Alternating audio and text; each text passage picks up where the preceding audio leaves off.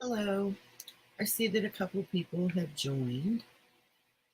I thank you for that.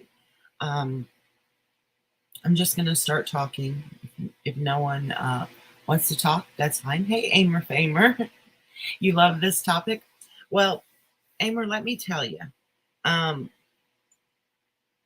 I have a master's degree in psychology, but we did not expand very much on forensic psychology when I was getting my degree.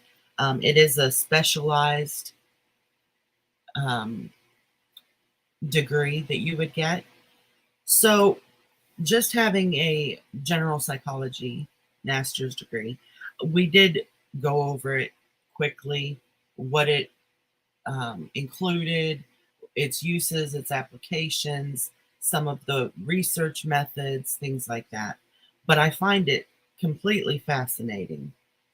And having gotten into listening to a lot about true crime and seeing a lot of the people don't really have, you've delved more into true crime. Yeah, I have too.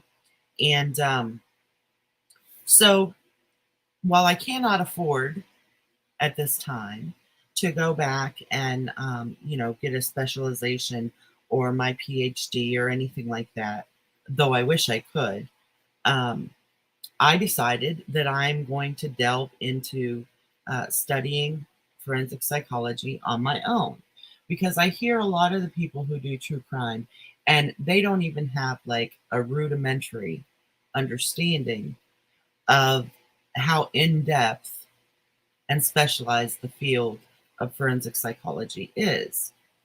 Now, I feel like I kind of do have that rudimentary idea of how things work and all that, but I want to know more.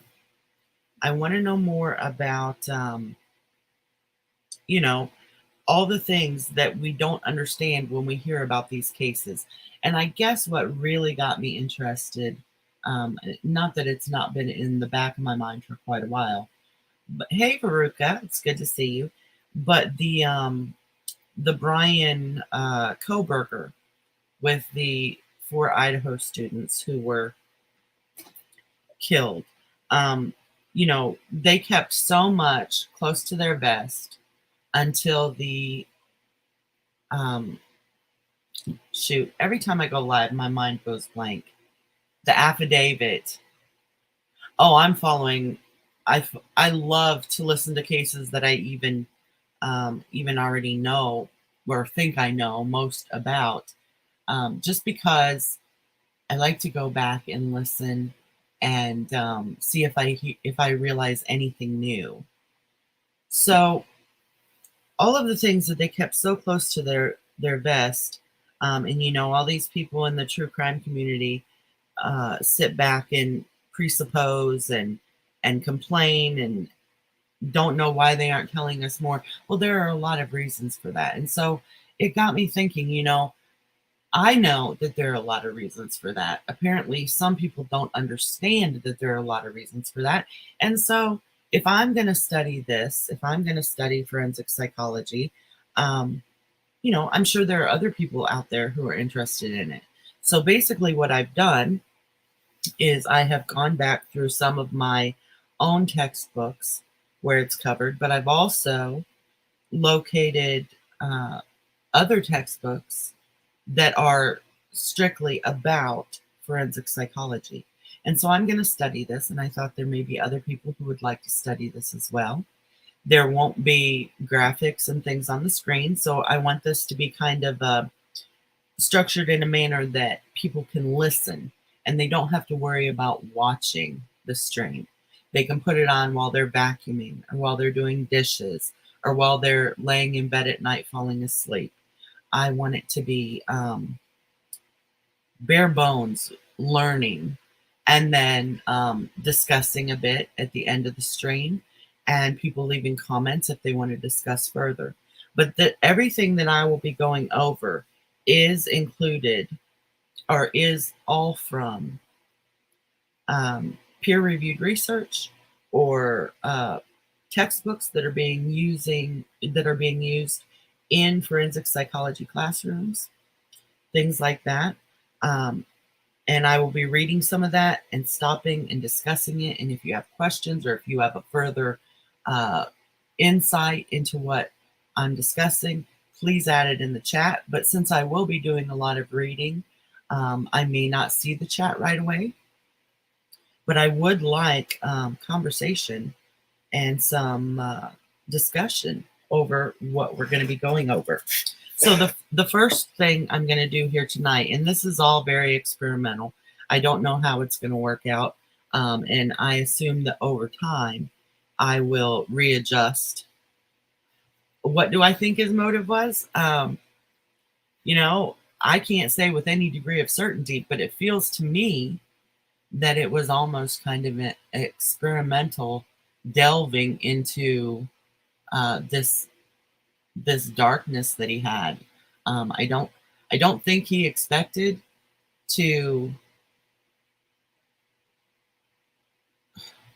I don't think he expected it to be like it was. I think he thought it was going to be very concise, in, out, do it. He thinks he's the smartest man around.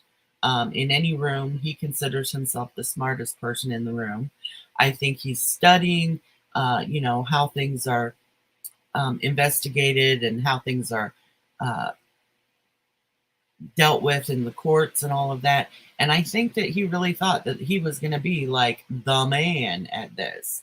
And I think he got in there and I think it went sideways. I think it was not at all as easy to control as he thought it was going to be. And um, yeah, I just think it was kind of a narcissistic experiment. I think that he wanted to pick a target. He knew that he needed to watch them. He knew that he needed to figure out um, who they were, like what they were about, their comings and goings, all of that. So if you want to put what you think his motive is in the side chat there, I will definitely give that a look. But like I said, this is kind of experimental. It's going to probably change over time how I do this.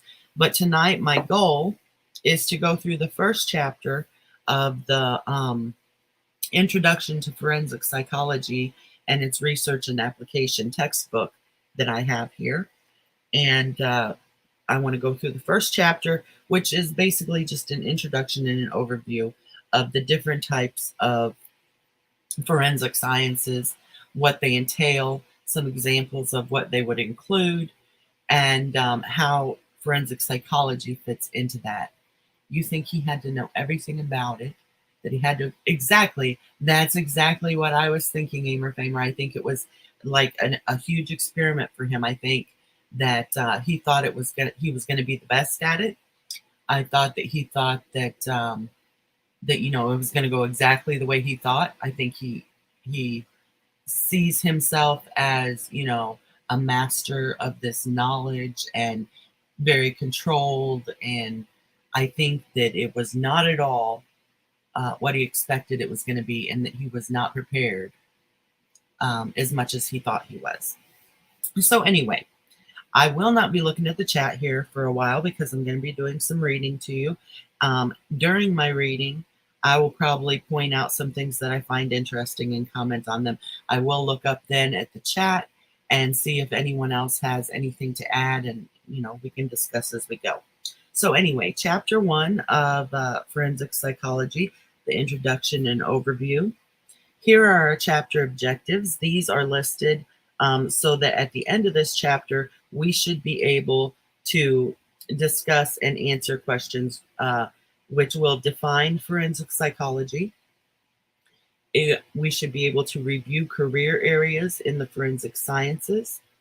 We should be able to distinguish forensic psychology from forensic psychiatry.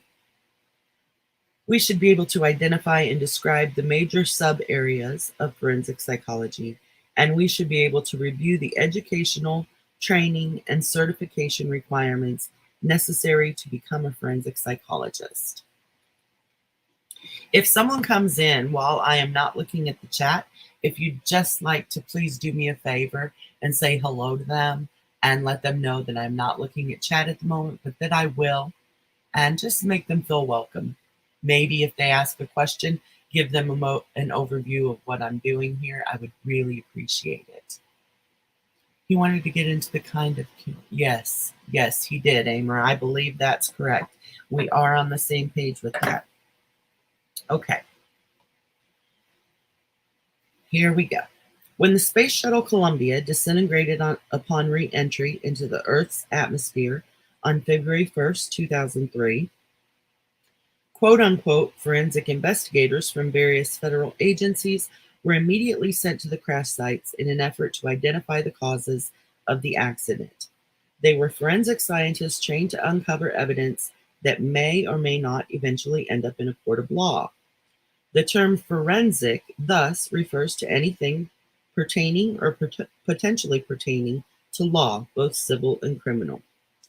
So, what they're saying here is that any of the forensic sciences look into the side of investigation that may have to be presented in a court of law, whether that's for civil reasons, such as, tax evasion, or whether it's for criminal reasons like murder or such. So right off the bat, we have that the forensic will pertain to law, both civil and criminal. Forensic investigations were undertaken after Columbia's disintegration in the event that human factors, for example, terrorism, sabotage, or negligence, might have caused the tragedy. So again, they're looking for evidence that they may have to use in a court of law that would say that perhaps someone was responsible for this, whether it was terrorists or someone who had sabotaged the machinery or the equipment, or negligence, whether someone did or did not do their job. Investigations of this sort almost invariably occur whenever there are unexpected and unexplained events that are not obvious natural disasters. So natural disasters, tornadoes, hurricanes, fire, whatever, wildfire, whatever, aren't generally part of forensic investigations, is what they're saying.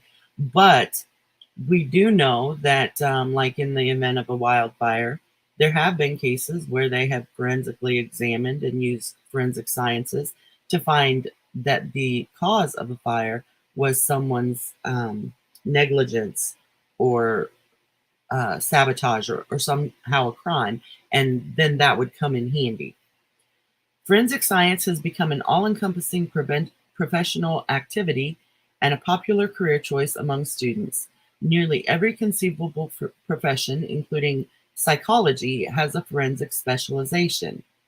Many people are confused about the various forensic areas and assume that professionals within these fields do largely the same thing. It will become clear, however, that they do not. Although forensic psychology is the exclusive subject of this text, it is helpful to begin with illustrations of other forensic sciences for comparison purposes. In other words, it is important for readers to know at the outset what forensic psychology is not. So I'm just going to look up here real quick, check out the chat.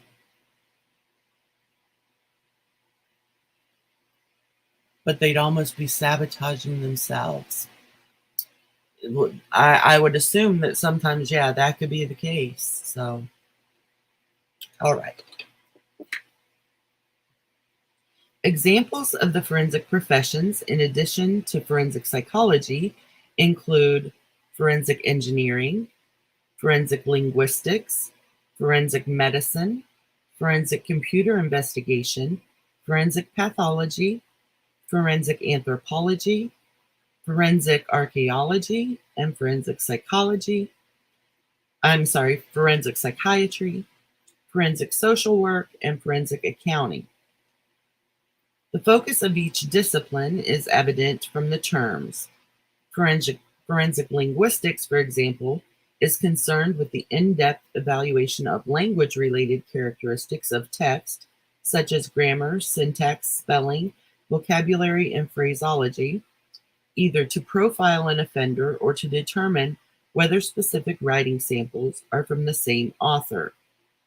We've seen this used in some cases.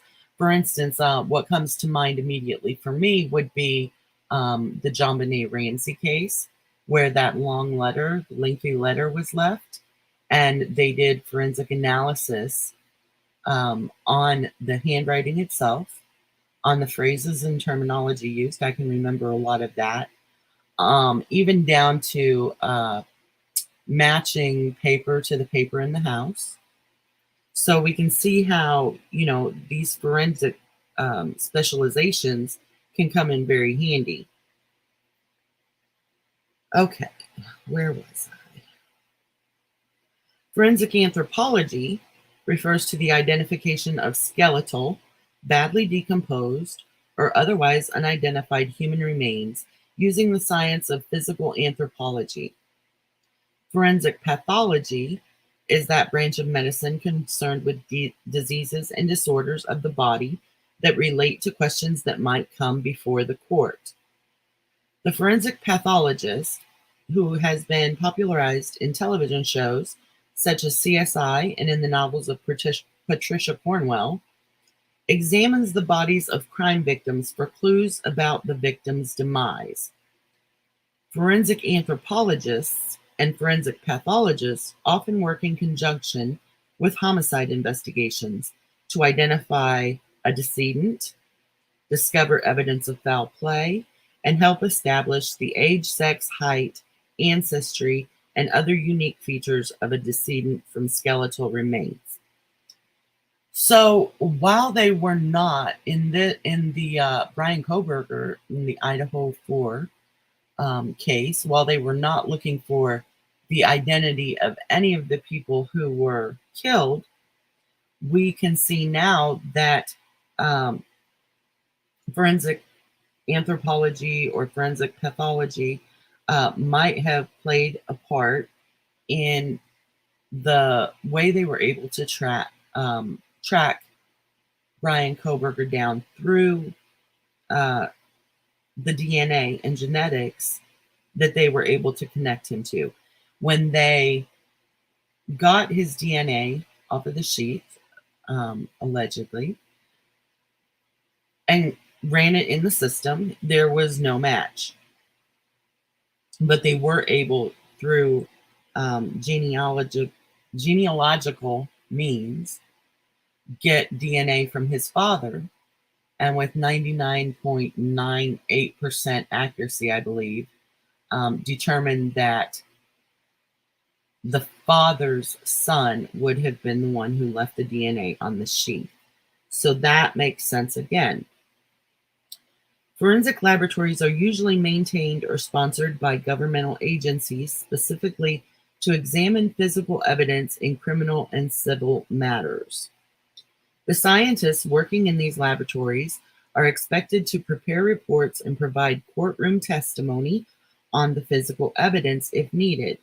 Alternately, private laboratories provide services to governmental agencies on a contractual basis. Scientists from both public and private laboratories may be asked to examine and testify about latent fingerprints, hair fibers, firearms and ballistics, explosives and fire debris, toxic material, and other pertinent evidence found at or near a crime scene or tragic accident.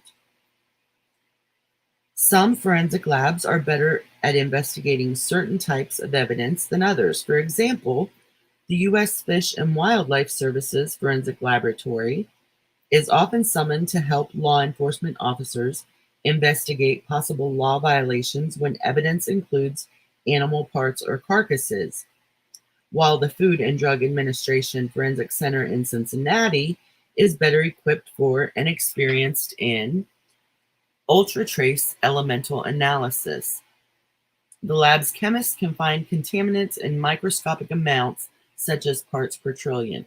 So what we're learning here is that even within each specialization of forensic science, we also have a breakdown then into labs who will specialize in certain kinds of forensic analysis, that's interesting. We can see that this is a very, very specialized field, and that, that may be why for some people it's hard to understand why they aren't being given all this information right up front. They have to break down the information or the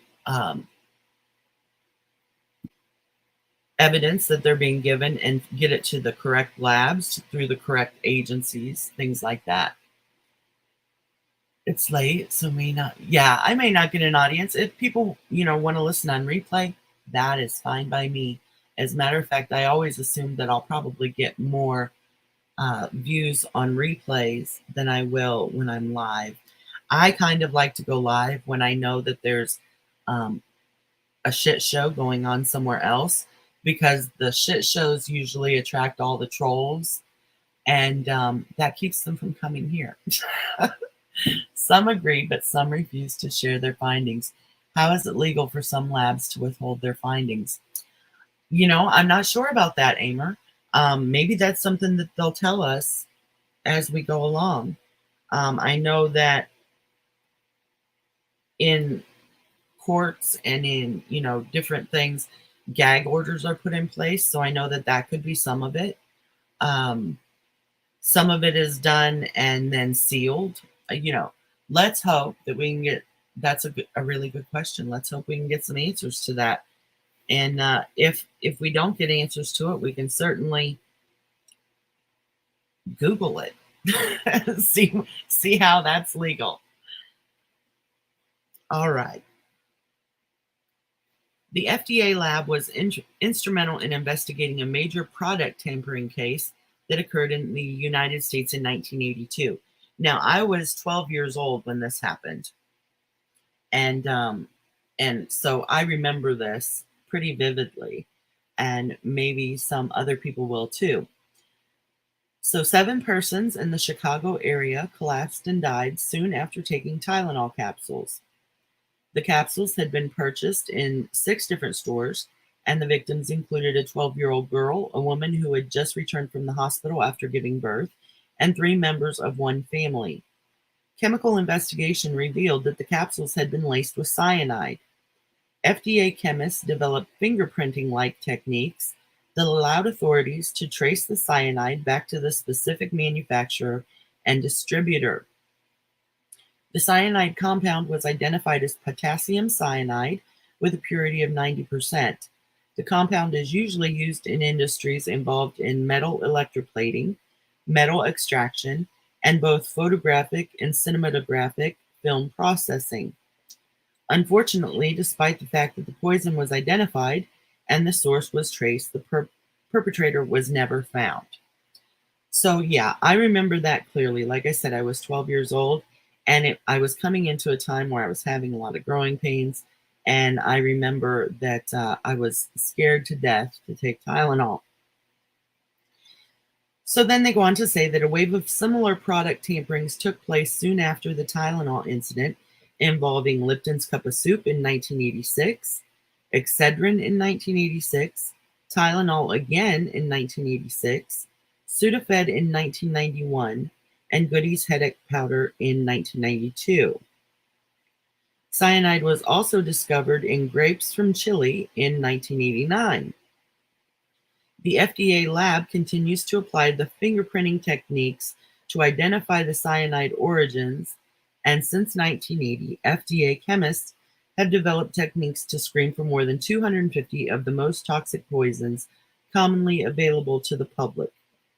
Now, I don't remember exactly the name of the person in the case where she was actually caught putting, was it cyanide, or did she use something else? There's a true crime case where a woman after this, after the Tylenol scandal, used that as sort of a cover-up to poison, I believe it was her husband. They did catch her for it, realized it was an isolated event. It was not the same thing that had happened with the FDA case that they're talking about in here. But the woman was caught, and I think Gosh, I wish my memory was better on the specifics of these things. But I believe she poisoned her husband and then went on to also try and blame it on her teenage daughter, and then poisoned her teenage daughter as well. If any of this rings a bell to anyone who's listening on the replay or now, if you know the specifics of that case, if you can recall them, please let me know. You were born in 74. You don't remember that. See, I was born in 70, and like puberty was hitting me pretty hard at 12. And so I was having a lot of growing pains. And I'm sure males have them too, but for females, you understand that there's a lot of pain in growing some boobs. There just is. And Tylenol had kind of been the go-to. Um, and I was so scared to take Tylenol. It was really a big thing back then. And then to know that they never caught the person who did that is scary. But they did. They were able to identify where it came from and what the poison was and all of that stuff. So that's good. Okay. Since the increased threat of terrorism in recent years and events such as the anthrax scare that followed the September 11th, 2001 terror attacks in New York and Washington, D.C., quick forensic chemical direction methods such as those described above have become especially critical. Also critical, though, are forensic techniques that can address more common crimes, such as drug trafficking, computer crimes, and a wide variety of white-collar offenses that involve fraudulent documents. We highlight a few of these techniques below. Okay. Hold on one second. I do need to get a drink. My throat is getting a little dry. I'm going to mute for just 1 second. I will be right back.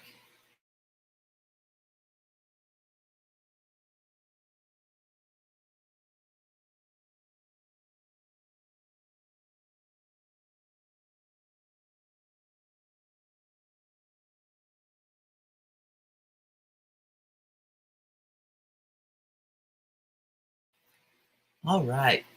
Forgive me for that. I'm not used to doing so much talking.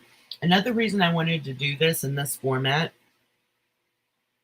I don't know if a lot of people have really looked into their learning styles, but I am actually very strong in audio learning. If I can hear something, I can usually understand it and remember it better than if I just read it. I am one of those people who taking notes absolutely does not work for. Um, I'm not a good note taker. Note taking does not help me recall anything unless it's just to look back at it after I've written it. But hearing something out loud is my main form of learning. And so even hearing myself reading this will help me to retain this information. But also, if I need to and I feel like I didn't retain as much as I hoped I could, I can go back and re-listen to this stream when I'm, uh, working outside in the yard or walking or whatever, doing dishes, sleeping, whatever. You're a hands-on learner. I know a lot of people who are hands-on learners. I'm not one of them. And I wish I was. I wish that someone could put something in front of me and say, here's how we're going to do it. I'm just not good. I have to hear something so that I'm able to really think about it.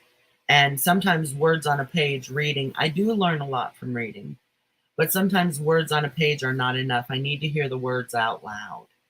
So you would be a kinesthetic learner then, Emer, learning through the doing of something. Sometime we'll have to talk about learning styles. I find learning styles interesting. So,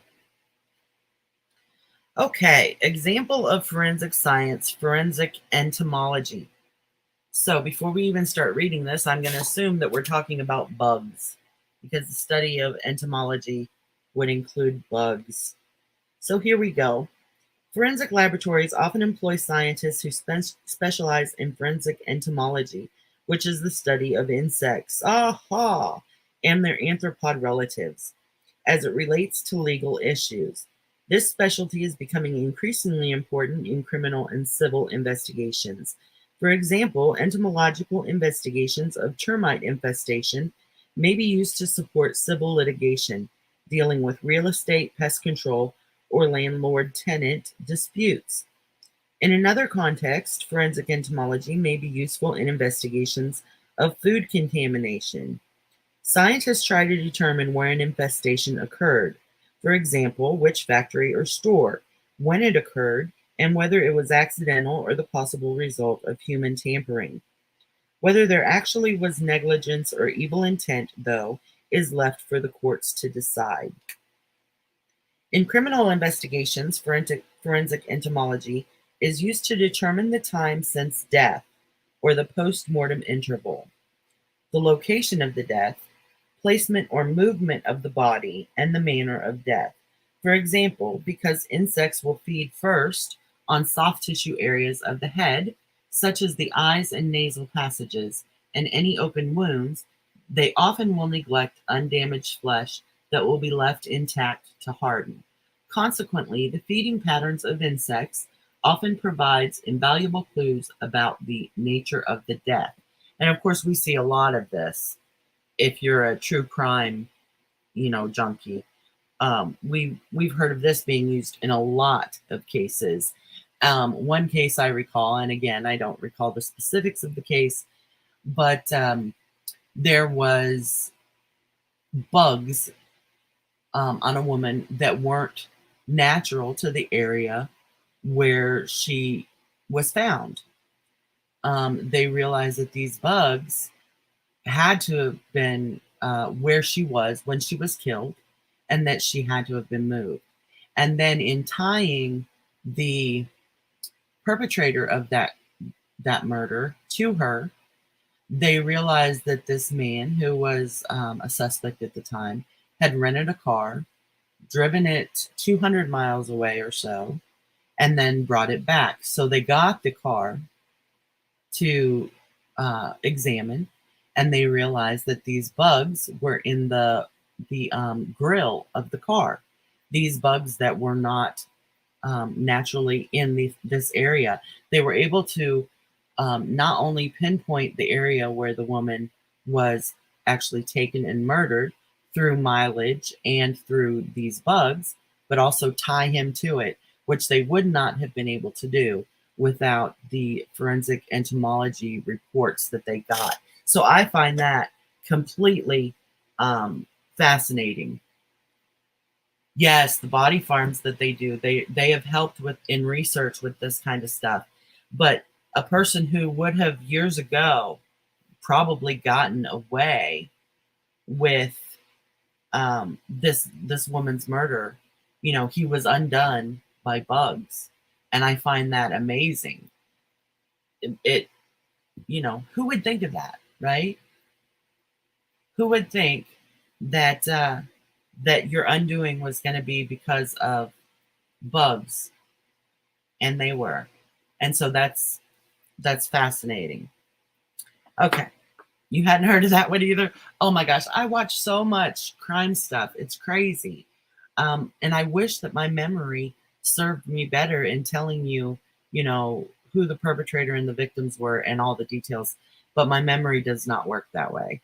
I remember the details, but I'm very bad with remembering names. So I should probably write those things down so that I can look back on them later, but I just don't. So let's see here.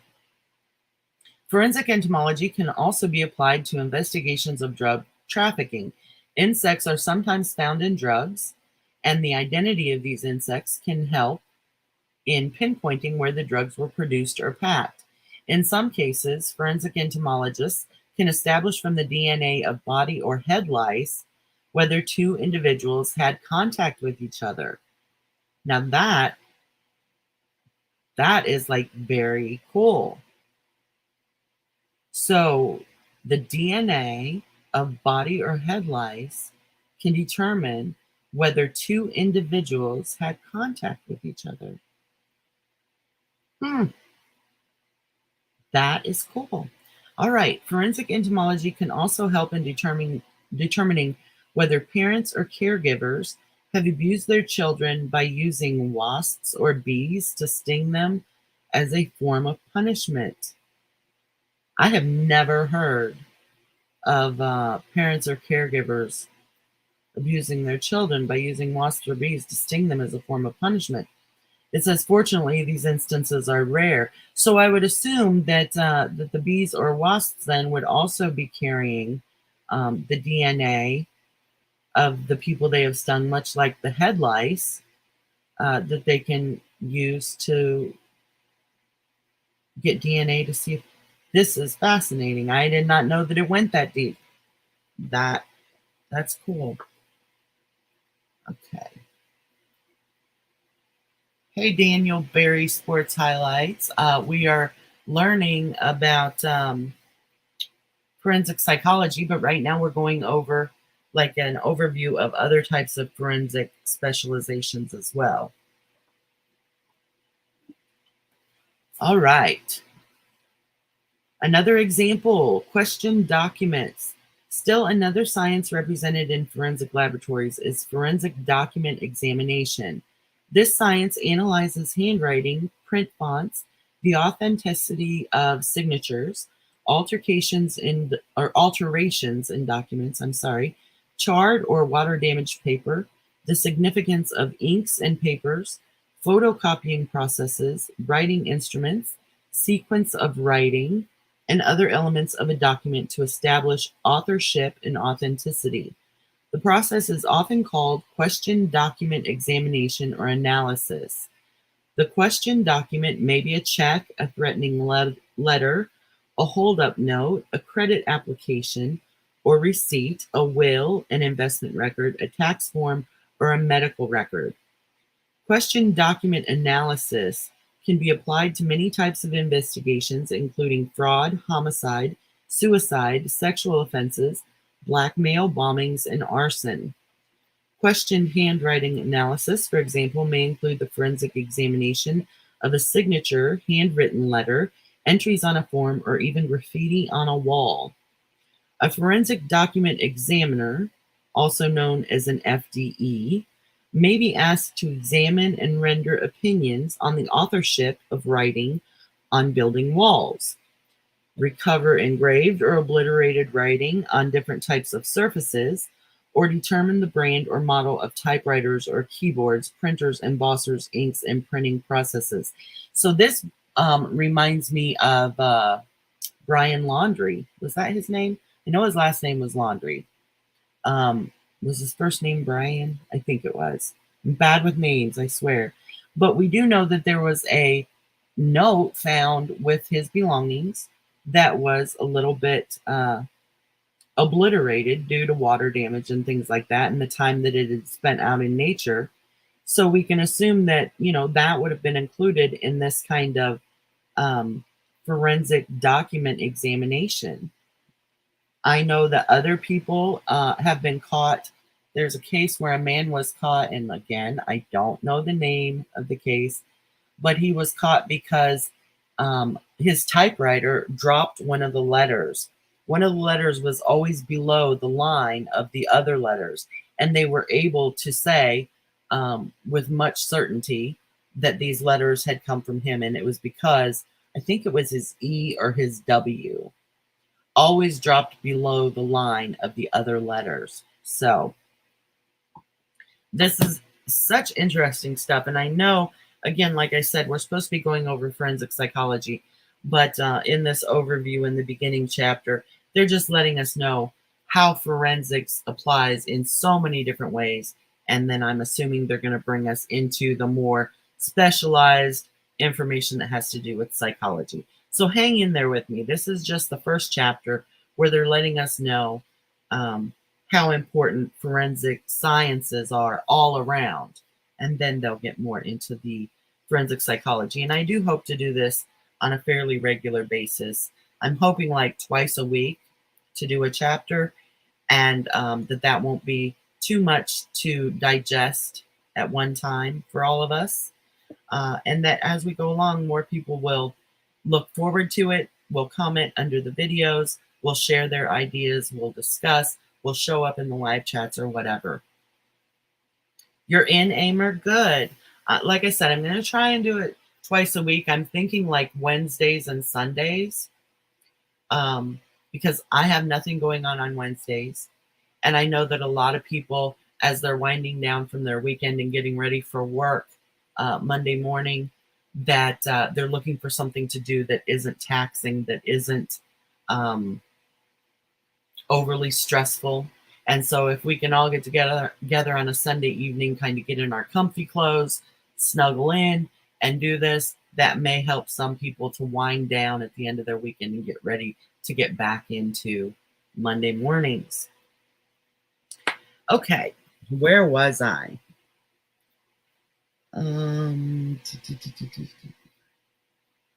Okay, an intriguing example of forensic document examination can be found in the search for Jack the Ripper, the serial killer who brutally murdered 5 prostitutes in separate incidents in London's East End in 1888.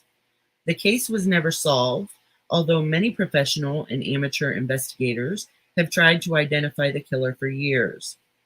Crime writer Patricia Cornwell has carried on an extensive investigation of the murders and has written a book based on her findings.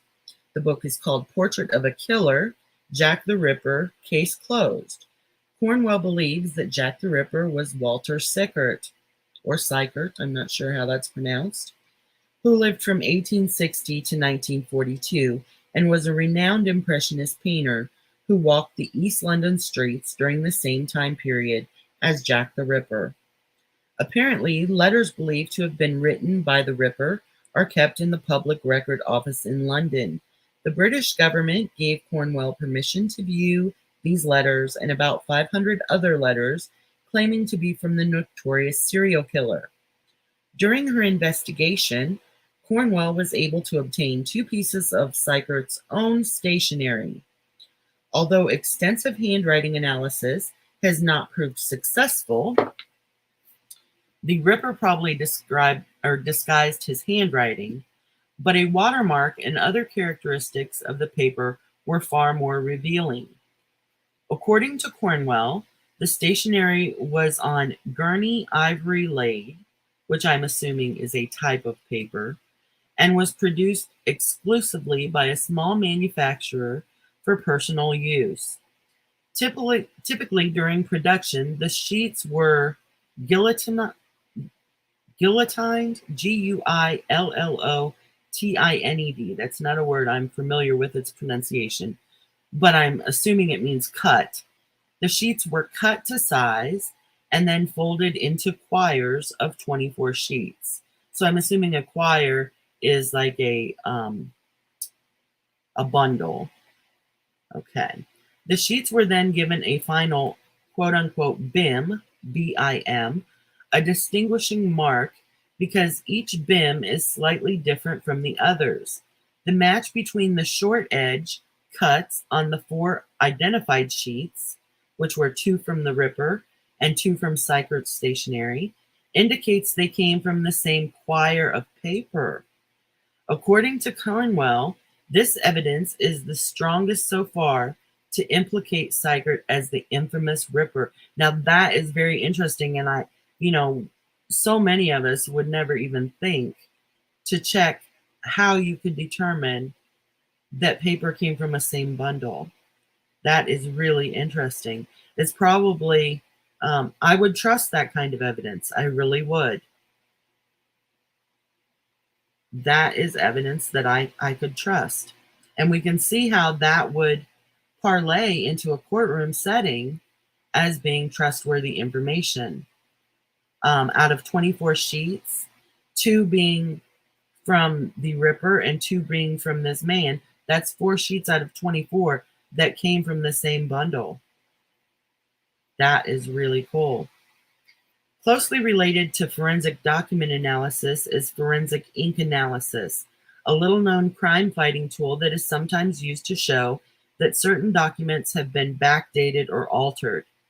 Most of the ink analysis today is done by the U.S. Secret Service's Forensic Division, which maintains the world's largest library of ink samples with more than 7,000 entries. So I think what they're talking about here is looking at the ink, like if there's a check and the date is in one ink, and then checking it to see if the signature is in a different ink, comparing inks. That's pretty neat. There is also a small group of private forensic experts who do ink analysis, primary for medical malpractice suits, patent battles, or cases involving disputed wills. The ink analysis is especially effective in examining the ink of ballpoint pens, which contain a variety of different dyes and drying properties. Ink analysis played a role in the 1973 conviction of mass murderer Juan Corona, who brutally killed 25 migrant workers near Yuba City, California. I'm going to have to look into that case. I'm not sure if I know about that. Again, that was Juan Corona, who brutally killed 25 migrant workers near Yuba City, California. Usually, however, ink analysis is used in investigations of business fraud or, in rare cases, by the Internal Revenue Service for income tax cases.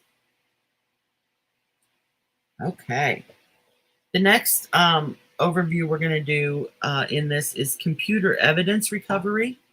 That should be interesting, but I am going to take about a 2-minute break so that I can get a drink again. My throat is starting to get a little tired. Hopefully I'll be able to build up my ability to speak for longer periods of time, but just give me 1 to 2 minutes here so that I can get a drink of some warm coffee, and I'll be right back with you.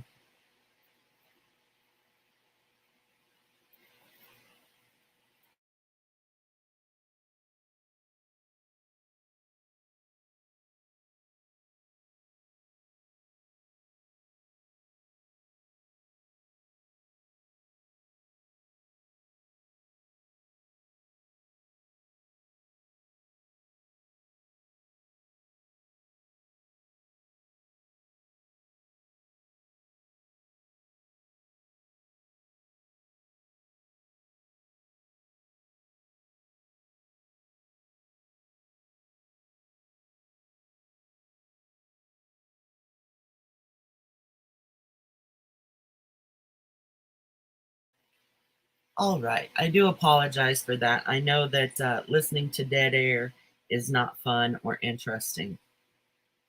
Like I said, hopefully I'll build up my ability to speak for longer periods of time again, and as we go along, find better ways to deal with that silence.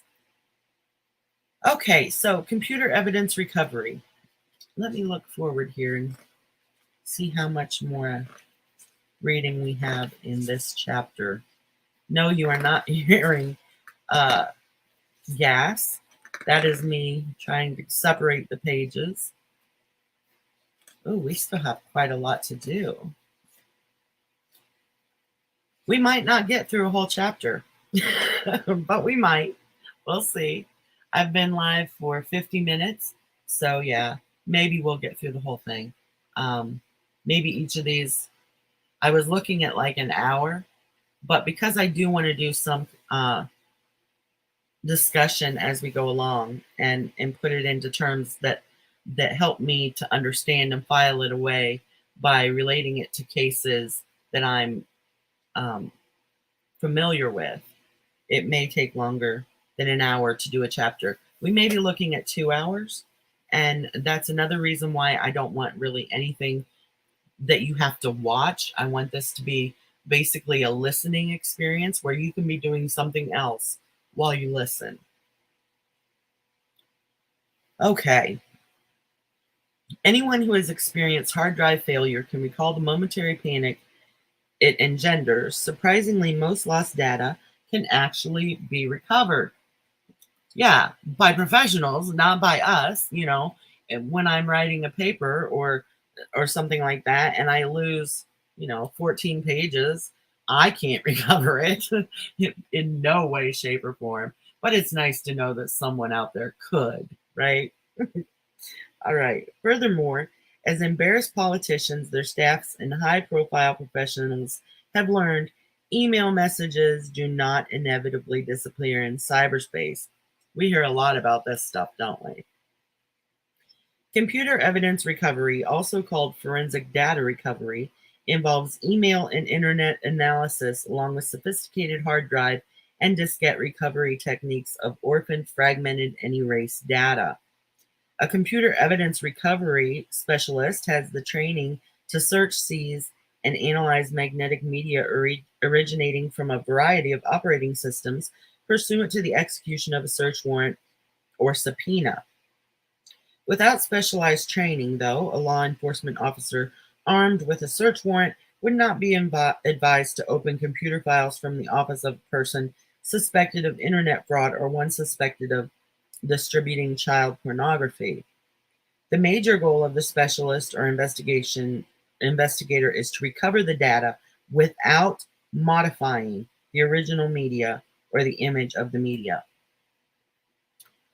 Um, when we're talking about the computer forensics, the case that immediately stems to mind for me is BTK, Dennis Rader.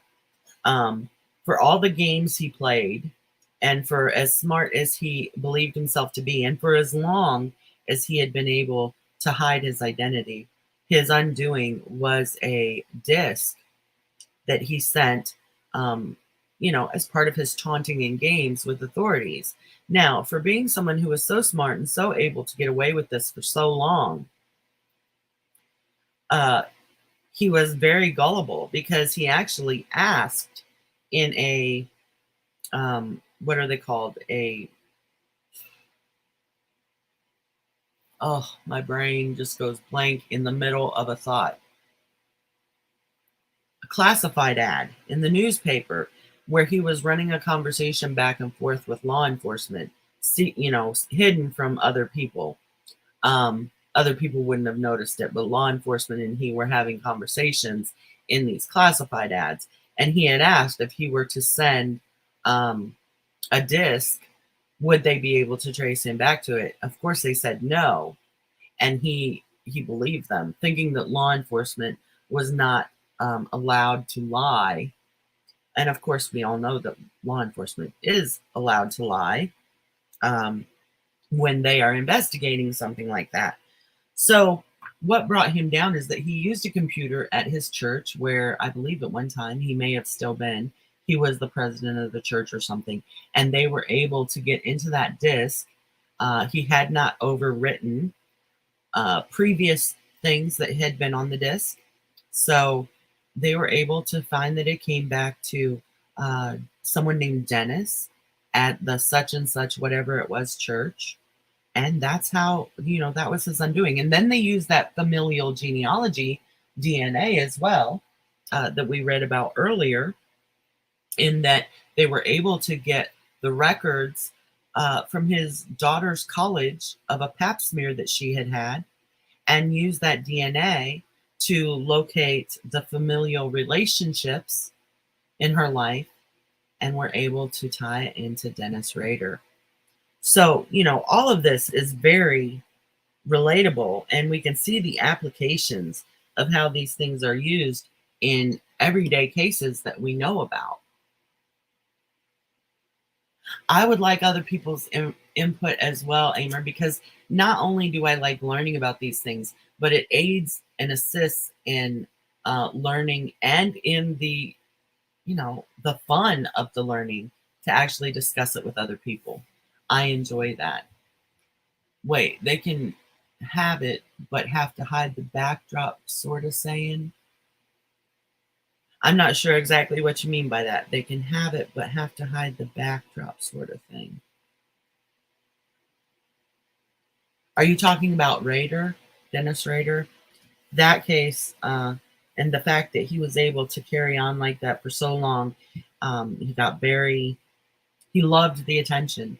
He just loved the attention of it all and sitting back and getting that attention. No, feeling like he was pulling something off, you know? Okay.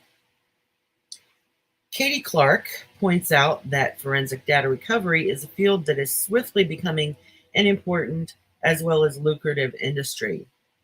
Quoting Kevin Ripa, president of a forensic data recovery company in Canada, Clark writes, "Data recovery is a necessary and vital investigation tool. It is the wave of the future for lawyers. In divorce cases, for example, lawyers may subpoena spouses' personal computers to obtain evidence of an extramarital affair or other malfeasance. Computer evidence recovery is used in a wide variety of investigations such as financial fraud, embezzlement, sexual harassment, child pornography, program vandalism, identity theft, document forgery, software piracy, narcotics trafficking, and money laundering." And that makes sense because everything we do now is becoming computerized. You can take care of everything almost in your life through the computer, whether that's applying for a credit card, whether that's doing your banking, whether it's sending your family Christmas cards out, pictures, anything. Everything in our life is becoming computerized. So, okay, so he didn't have control of that. I thought you meant Rader couldn't stop authorities from having it. No, he actually believed that they wouldn't be able to read because they told him that there was no way they could figure out who he was through that. He believed them. He was very gullible. And that's one thing with Brian Koberger that I noticed is that sometimes people get so smart or think they're so smart that they don't know that they don't know, if that makes sense. They have so much confidence in their intelligence that they think there is nothing more out there that they don't know. And that's often what brings down someone who is an overly confident individual. In my estimation, that's the way I see it. And I think once they get to that point where they're so confident in what they're doing, that is their undoing, is that they don't know that there's more they don't know. Okay, where was I here?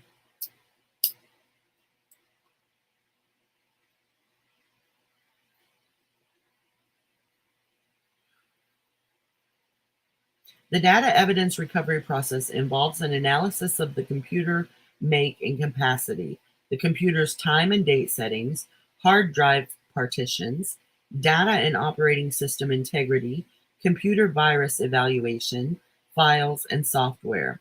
The analysis will also usually involve a careful evaluation of shadow data, which is the information that remains on a disk even after the data are ostensibly erased, damaged, or lost. So shadow data then would technically be the term used on Dennis Rader with that disk that he sent. He thought it wasn't there anymore, but it was. Many people engaging in various forms of illegal activity think they are safe by making deletions or using software designed to cover their tracks, not realizing that a well-trained computer data recovery expert can access almost any information sent or received. Yeah, a lot of people forget that. Forensic data recovery also may be a powerful tool to clear a person of wrongdoing. For example, in 2002, there is a case that describes a successful businessman living in an upscale neighborhood, happily married with 2 children, who was accused of accessing and distributing child pornography. One evening, police appeared at his door to execute a search warrant. They seized his computer, took him into custody, and charged him with distribution of child pornography, though he strongly denied the allegations. His attorney contacted a computer evidence recovery service, which was able to demonstrate that the pornography was stored in his computer on dates when the man wasn't even in town. Apparently, he had unknowingly downloaded a quote unquote Trojan horse, enabling the computer cracker to have access to his computer. A computer cracker is someone who maliciously breaks into computers for the purpose of damaging data or sending out viruses, whereas a hacker tries to get through holes in computer codes to prove a point or play a joke. I don't. The computer specialist was able to prove that someone else had been storing the pornography on the individual's computer without his knowledge. As is apparent from the above illustrations, forensic investigations usually require expertise in chemistry, biology, physics, and other sciences, including the science of computer technology. Although television, movies, and popular novels provide numerous graphic examples of forensic examinations of evidence, the extensive scientific preparation required to do work in forensic laboratories is usually not emphasized. The scientists depicted typically have access to state-of-the-art equipment, and they are often glamorous or have complex emotional lives. I'm assuming they're talking about in movies and all that. Many students express a keen interest in the forensic sciences and seriously consider pursuing a career in the field without fully understanding what it is or what is required to reach their goal.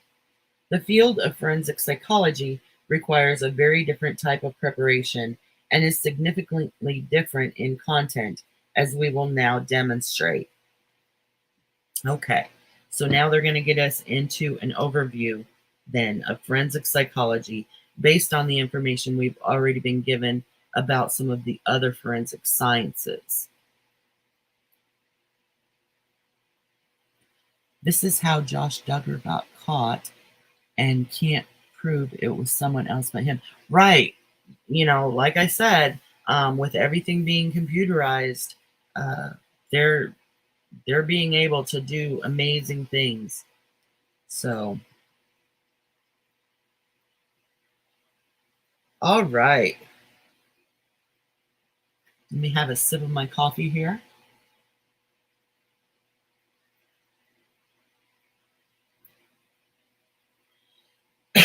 Clear my throat. Forensic psychology, like many specialties in psychology, is difficult to define precisely. John Brigham writes, if you ask a group of psychologists who interact with the legal system in some capacity, are you a forensic psychologist? Many will say yes, some will say no, and a majority will probably admit they really do not know. Referring to his own testimony in court, Brigham notes that when asked the question, his most accurate current response would be, it depends. As Brigham points out, the professional literature on the subject adopts one of two prominent definitions. Some of the literature defines forensic psychology broadly as the research and application of psychological knowledge to the legal system, whereas some of it prefers a more narrow definition, limiting forensic psychology to the application and practice of psychology as it pertains to the legal system. The writers of this text offer the following definition. We view forensic pathology broadly as both the research endeavor that examines aspects of human behavior directly related to the legal process. 1 second.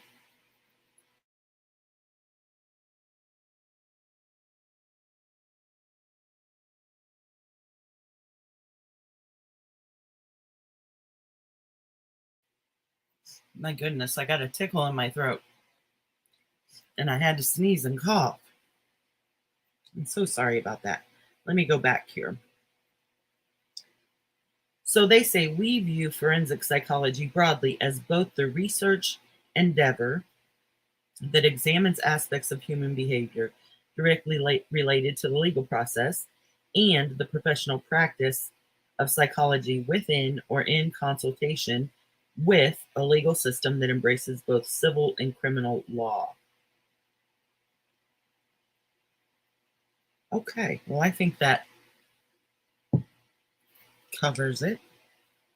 So it is still the use of these psychological analyses in used in civil and criminal law.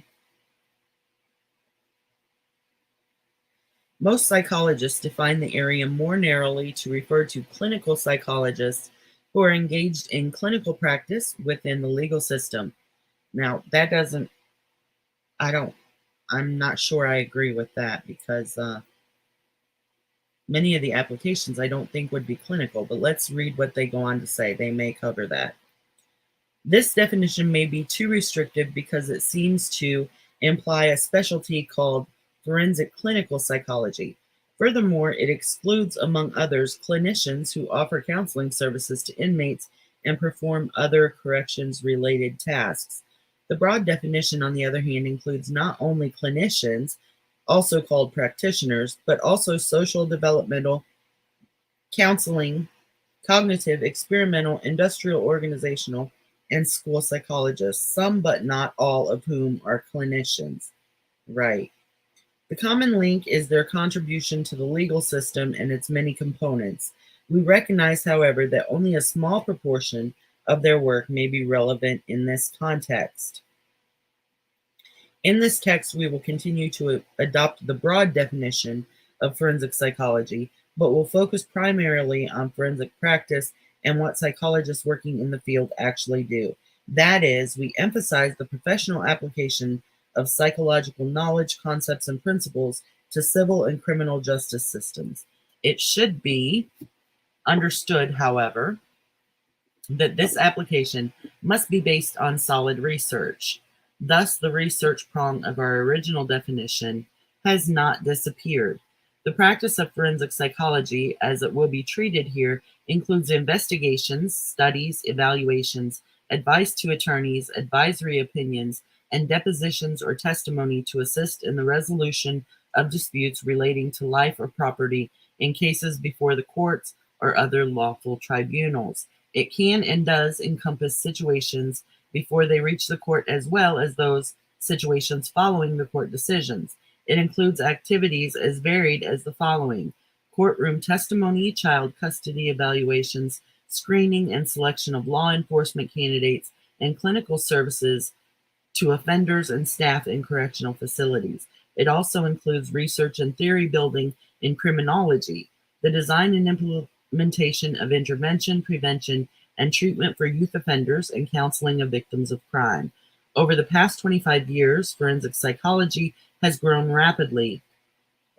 A growing number of clinicians provide expert witness testimony addressing a variety of issues such as competency to stand trial, criminal responsibility, child custody, personal injury or handicap, and suitability to work in law enforcement.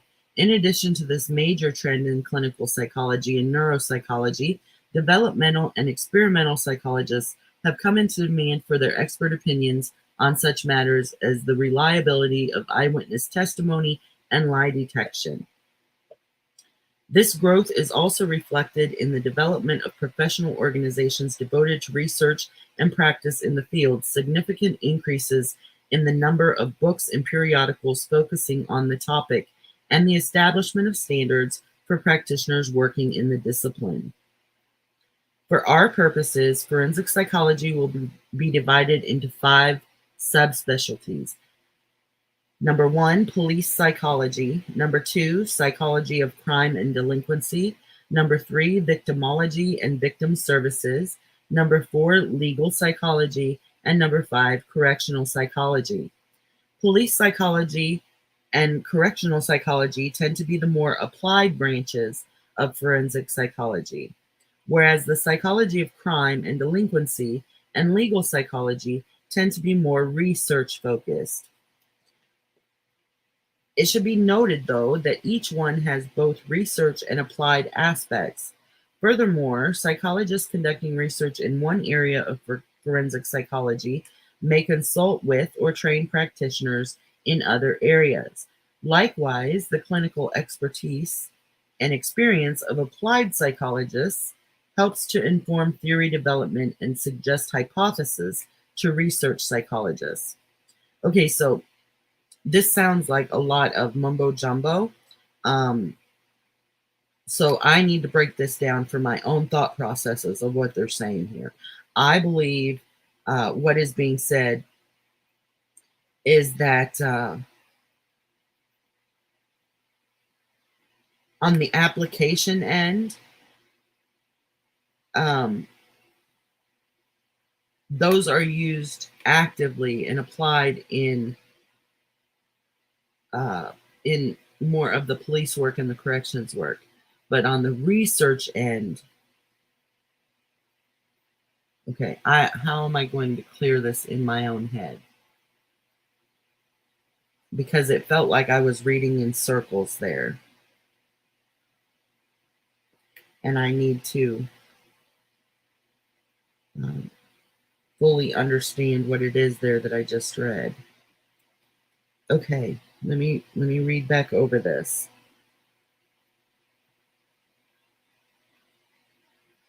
Okay, so there's more research going on in the psychology of crime and delinquency and legal. And there's more application going on in police and corrections. I think I understand that. It just was a lot to read to say that. Sometimes they get a bit verbose, I think, when it would be much easier. I think I understand that. I hope you do too. Let me see what has been said here in chat so that I don't. Behavior and pathology seem so opposite. Is that what you said? Behavior and pathology seem so opposite. I don't know if that's what I read or not. I don't. Physiology or pathology? Oh, was I running things? It all felt very ran together when I was reading. That's what I'm saying. Let me go back and read over that so I can see if I can clear that up for you and for myself.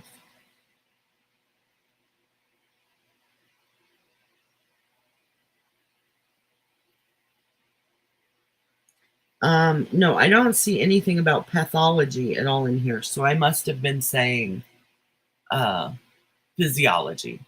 I'm sorry if I mumbled through that. I was getting a little lost in the whole circular feeling of this passage here. So I apologize for that. Okay. So we go on to examples of the specialty in police psychology. It would be assisting police departments in determining optimal shift schedules for their employees, assist police in developing psychological profiles of serial offenders. We're all kind of familiar with that if we follow true crime. But we're more familiar with that in terms of the FBI, Behavioral Analysis Unit, having their profiles. I guess maybe it may be more common in local police now as things are, being more well known. To establish reliable and valid screening procedures for law enforcement officer positions at various police and sheriff departments, train police officers on how to deal with mentally ill citizens, and provide counseling services to officers after a shooting incident. Those are just some examples of how it would be used in police. How it will be used in the psychology of crime and delinquency. It would help to evaluate the effectiveness of preschool intervention strategies designed to prevent violent behavior during adolescence, conduct research on the development of psychopathy, consult with legislators and governmental agencies as a research policy advisor on the prevention of stalking, consult with school personnel on identifying troubled youth who are potentially dangerous, and develop a psychological test for assessing risk among the mentally ill. Examples of how it could be used in victimology and victim services would be to evaluate and treat persons who are the victims of crime or witnesses of crime, conduct psychological assessments for personal injury matters having to do with such things as auto accidents, product liability, sexual harassment and discrimination, and medical negligence or workers' compensation. Educate and train victim service providers on psychological reactions to criminal victimization, such as post traumatic stress disorder. And this is one of the points that brought me to this, is because I see a lot of people in the true crime community questioning the witness to the Idaho murders, who did see Bryan Kohberger leaving the residence, and questioning, why she didn't do other things, and treating her as though she is somehow to blame for what happened because she didn't react in a manner that seems reasonable to them or how they would. So, again, here to educate and train victim service providers on the psychological reactions to criminal victimization, such as post traumatic stress disorder. While it does not exactly say, because at the time I don't know that she knew that she was a victim, but it lets people know that however someone reacts isn't necessarily a sign of guilt or I can't think of the word I want, of being a bad person. I can't think of the word I'm trying to use, but this witness is getting dragged through the mud um, with no understanding, like I said, even rudimentarily, of the way these things work, the psychological aspects of how these things work. To assess, support, and counsel those who provide death notification services. I assume that would be very hard to deal with, and that's interesting. Educate service providers on the impact of multiculturalism when victims seek mental health and support services. And even in my own studies with psychology, multiculturalism is very important to know about when dealing with any kind of counseling. Different cultures deal with things completely differently, and what may seem odd in one, what shouldn't seem odd in another due to their culture. All these things are so important. And then legal psychology, they conduct child custody evaluations, visitation risk assessments, and child abuse evaluations. Assist attorneys in jury selection through community surveys and other research methods. Perform evaluations on a defendant's competency to stand trial. Consult with attorneys in the courts concerning custody decisions, conflict resolution, and the validity of assessment procedures used in the evaluation of various psychological conditions. They conduct competency evaluations for the civil court. I am going to do this last set of examples on correctional psychology, and I do think I'm going to have to cut this chapter short simply because my throat and my mouth are getting so dry from speaking that I feel like I'm starting to stumble over my words, and that makes this more difficult to understand, and I don't want to do that. But I will mark where we stop, and on Sunday, when I do this again, we will pick right back up there, I promise. So its uses in correctional psychology are to establish reliable and valid screening procedures for correctional officer positions at correctional facilities, to evaluate the effectiveness of a variety of existing programs, a process called program evaluation for juvenile and adult offenders, such as victim offender reconciliation programs, sex offender treatment, or health education programs, to develop a stress management program for correctional personnel. I am so sorry. Assess the development of a system for declassifying prison inmates for placement within a correctional facility. So it says, by this point in the chapter, the reader should be able to provide a number of additional examples. It should be noted also that the above list would be shortened considerably if we were to adopt a more narrow definition of forensic psychology.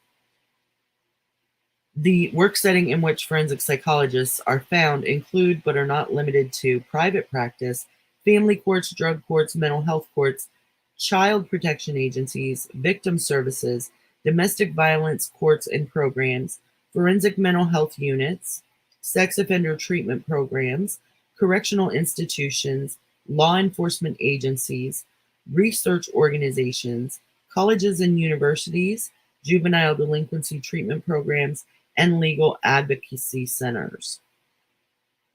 Okay, so we are going to stop there for right now. But on Sunday, when I come back and we do this again, we're going to pick right back up. I am marking that.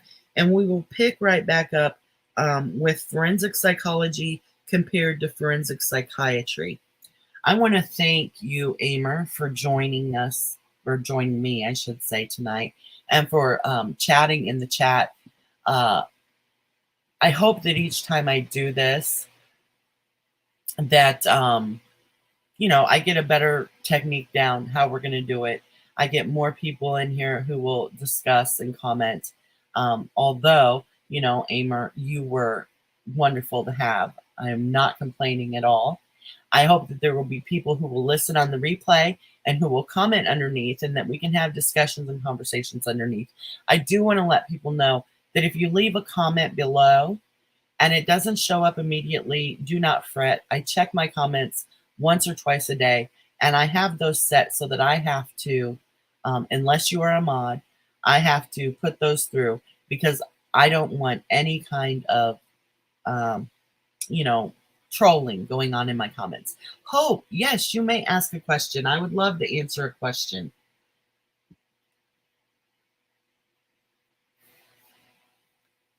You would pass the test, Amer. Yay.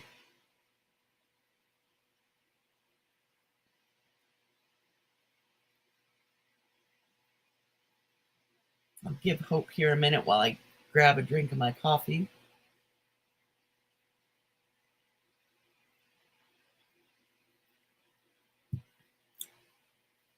What are my thoughts on the Idaho homicides? Can you be more specific? Because I have a lot of thoughts. We could be here for days. Do you want to know what my thoughts are on the victims, on the alleged killer, on the reactions of the true crime community, on the witness? Can you narrow it down? On his pathology? Well, I have a lot of ideas about that. I hate giving out anything in terms of what I think definitely, because I don't know him. I've never interviewed him. All the things that make pathology and diagnosis like legitimate. I will say that that through what I've heard, with him having issues with food and being rather OCD about that, that I think he definitely has an obsessive compulsive nature to himself, which would explain, his being in the type of courses that he was in, and doing the reconnaissance that he did. It appears as though he was following them around for quite a while, whether they knew or not. We've heard that the Gonsalves young woman, that she had mentioned having a stalker, but I don't know if she mentioned that in, a joking way or what. Yes, he was known to have, be a vegan, but to be a vegan to a very strict level where he wouldn't even eat anything cooked in a pan that had meat in it at any time. He would force, like at holidays, his aunt said that she had to go out and buy a new set of pans to cook for him for the holidays, because he would not eat food out of pans that had meat in them before. So yeah, I think there's definitely that factor of it. I also have to wonder, from the reports, and these are all alleged, nothing has been proven, but that he had issues with drug abuse in the past. We have to wonder how that was affecting his cognitive functioning, his behaviors, things like that. Right, the same way he had to control his diet, and we know that he, had been reported to have been, like, quite overweight earlier in his life and had gotten that under control through probably that, tight control over his food issues. So, yeah, that's kinda my thoughts on that. Um, and, as we go through this, information on forensic psychology, I hope that people will join in and share their insights as to how these things we're learning can be applied in crimes and how we can see how some of them already have been. I've never heard anything about a girlfriend, and I kind of found that odd that there is no one who has ever mentioned him having like a serious relationship at his age, of 28. We're not having any, but that doesn't mean it didn't happen. You know, it could have been, and maybe they don't want to step up. Maybe he was very private about his relationship. Maybe they don't want to be dragged into it now. So, as far as I've heard, no, but I really couldn't say, but I've not heard of that. Right, and I think he might have been abusing drugs before he became such a strict vegan. I don't know that for certain. But the timeline of people talking about him, I think that he might have been abusing drugs. But you know what else doesn't match with being vegan and not wanting to take the lives of living creatures is taking the lives of living creatures, and of four of which he did.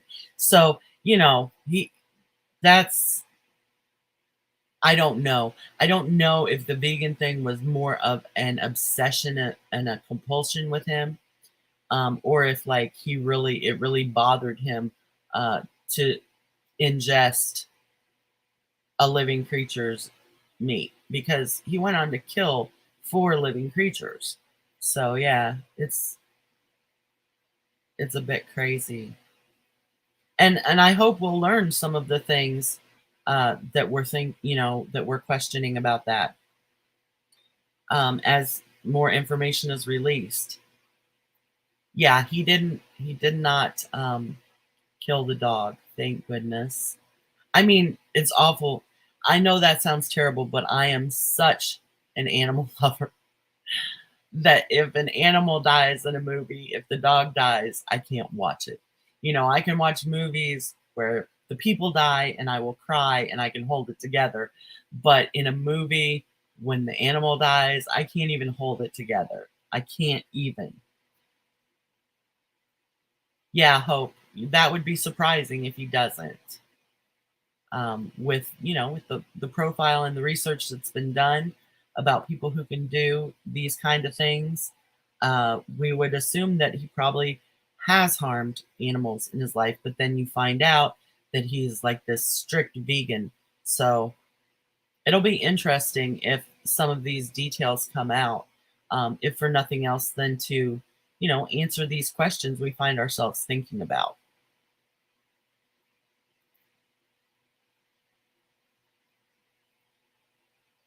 I don't know, Hope. I really don't. I have been trying to avoid as much as I can, like, information from true crime sites. If they've said anything about it, I don't know. I've not seen it in, like, the news headlines, the legitimate news headlines, so I don't know. It looks like in the video of his father that, yeah, his dad was a little odd, and we know that those things sometimes run in family lines. If you look back at Jeffrey Dahmer and his father, they both had kind of the same oddities, where they seemed quite stifled in their emotions and just had an odd way about their speaking and things like that. So, it's possible that his father may also have some OCD tendencies, some of the quirks, some of them learned, some of them genetic, whatever. Oh, really, Amer? I had not heard that. I wouldn't have been surprised by that, though. Him having been going back to Pennsylvania and all that. That wouldn't have surprised me, but I did not know that. If that, so we'll say allegedly they may have been the next targets. Well, I thank you both for coming in here and having a discussion after the little study session there. And I hope you will show up Sunday. Again, I'm going to try to do this on Wednesdays and Sundays. I'm not exactly sure on what time, hopefully earlier than I did it today. I just wanted to jump in and kind of get some of this out of the way. But I hope you'll join me back here Sunday. If you think of anything between now and then, please leave it in the comments down here and we can discuss it when I go live Sunday, okay? I appreciate it. Have a wonderful night, and I hope that you have the day you deserve today. So, bye-bye. Mwah.